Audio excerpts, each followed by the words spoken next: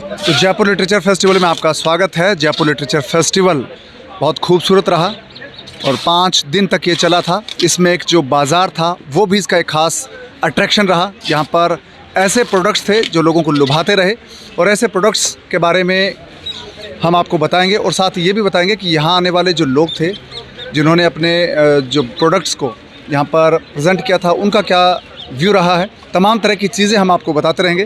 तो हमारे साथ इस वक्त मौजूद है सीन अनसीन फाउंडेशन की ज्योति परनामी। ज्योति जी, कैसा रहा आपका बिजनेस? पहले तो जी बहुत अच्छा एक्सपीरियंस रहा। यहाँ पर जो हम लोग एक्सपेक्ट कर रहे थे ऑलमोस्ट उसके आसपास पहुँच गए। एक हमारी वैसे संस्था है जिसमें हम लोगों को बच्चों को काम सिखाते हैं, महिलाओं को काम सिखाते हैं। उन्हीं के बनाए हुए प्रोडक्ट्स को हम यहाँ पर लेकर आए थे और लोगों ने बहुत अच्छे से अप्रिशिएट किया। साथ के साथ हमें बहुत सारे ऐसे लोग मिले जो उस फाउंडेशन में हमें मदद करने के लिए तैयार हैं। तो किस नाम से आपका फाउंडेशन है और किस तरह से आप लोगों की हेल्प कर रहे हैं?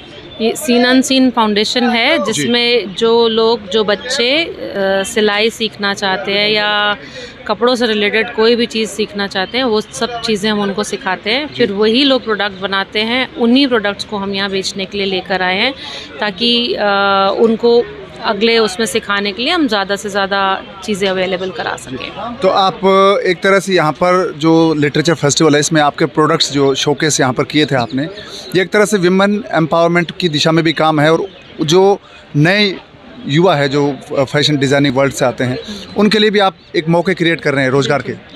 सिर्फ महिलाएं ही नहीं, बहुत सारे ऐसे बच्चे जो अभी अपना स्किल डेवलप करके बहुत कुछ आगे सीखना चाहते हैं और उसके साथ साथ हम उनको सीखने के बाद रोज़गार भी प्रोवाइड कराते हैं। तो यहाँ पर जो लोग आए हैं जिन्होंने अपने प्रोडक्ट्स को शोकेस किया है, हर किसी की अपनी एक कहानी है और लिटरेचर फेस्टिवल में जो भी राइटर आते हैं किताब लेकर उनकी भी एक अपनी कहानी होती है। तो आपके सीन अनसीन की क्या कहानी है? सीन अनसीन हमने 2002 में शुरू किया था।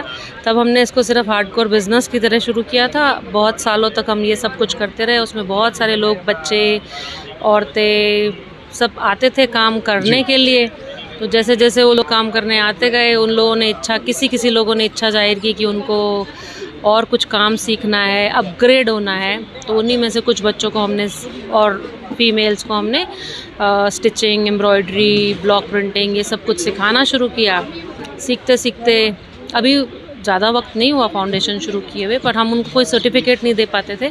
तो हमने सोचा कि चलो कुछ ऐसा करें ताकि वो इन केस हमारे यहाँ काम ना कर सके तो कहीं और भी काम कर सके।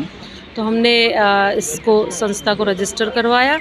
अब रजिस्टर होने की वजह से वो हम उनको सर्टिफिकेट भी दे सकते हैं और हम उनको काफ़ी अच्छे से ट्रेन करते हैं ताकि अपनी लाइवलीहुड वो खुद अपने लिए इकट्ठा कर सकें।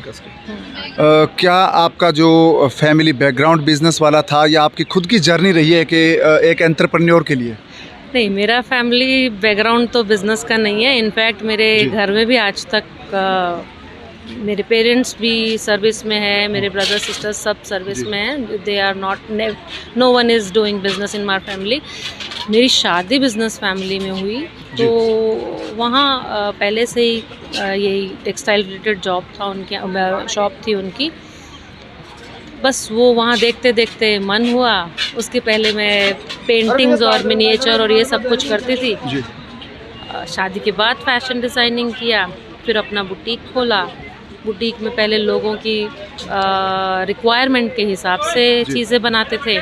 जो कोई भी जब हम काम करते थे तो मुझे ऐसा लगता था कि जो लोग जो सपना देखें अपने कपड़ों के लिए मैं उसको पूरा कर सकूं। जो लोगों के ड्रीम हो वो आप पूरे करें अपने हुनर से। आपका जो आर्ट है, क्राफ्ट है। कोशिश की, काफ़ी हद तक अच्छा भी रहा, बहुत अच्छा रिस्पांस रहा, लोग बहुत खुश हुए। उसके बाद उन्होंने अपने पूरे ब्राइडल वेयर देने शुरू कर दिए। इट्स लाइक किसी की एक छोटे से इवेंट के गारमेंट से लेकर के उनके ब्राइडल वेयर मतलब वेडिंग टाइम का गारमेंट तक उन्होंने दिया। 15-16 साल तक मैंने वो सब कुछ किया। फिर fortunately of course dream export करने का भी था और साथ के साथ फाउंडेशन बनाने का भी था। लगे 15-20 साल 15-20 साल लगे। 15-20 साल लगे। तो एक जैसे कोई राइटर होता है, वो किताब लिखता है, लिटरेचर फेस्टिवल में बहुत सारे ऐसे लोग हैं जिन्होंने पहली बार किताब लिखी, उन्होंने यहाँ पर लोगों के सामने खुद को प्रेजेंट किया, अपने थॉट्स को भी शेयर किया। तो वो राइटर थे JLF में आने से पहले, और उसके बाद जब वो राइटर बने, और राइटर बनने से पहले उनका एक बड़ा डिफरेंस था उनके बीच, जो उनके एक्सपीरियंस में सामने आया। तो हम ज्योति की बात करें तो ज्योति सीन अनसीन से पहले और अब, उसके बाद क्या फ़र्क है?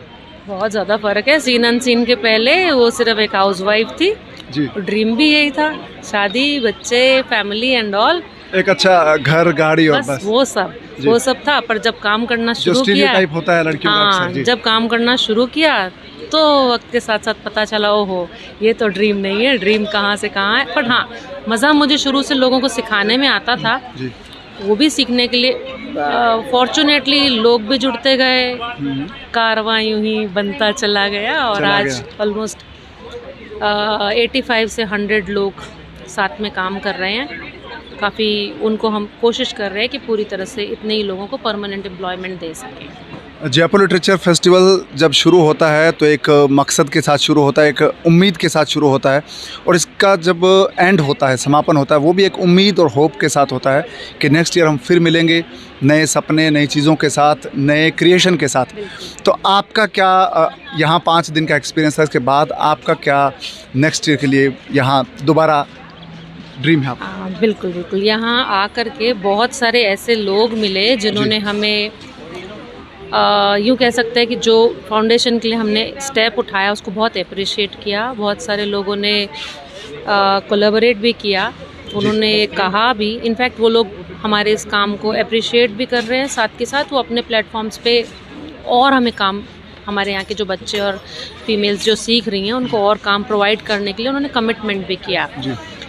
तो ऑफ कोर्स नेक्स्ट ईयर के लिए तो बहुत ज़्यादा होपफुल हैं हम, पर हाँ और अच्छे सबके साथ आएंगे, और उम्मीद करते हैं कि इससे कहीं ज़्यादा लोग हमें अप्रिशिएट करें, प्लस हमारी फाउंडेशन को सपोर्ट करें। तो JLF का ये जो मार्केट है, इसमें हर स्टॉल की अपनी कहानी है, हर कोई यहाँ पर एक एंटरप्रेन्योर है, और ये कहानी सीन अनसीन की आपके सामने लेकर आए हैं।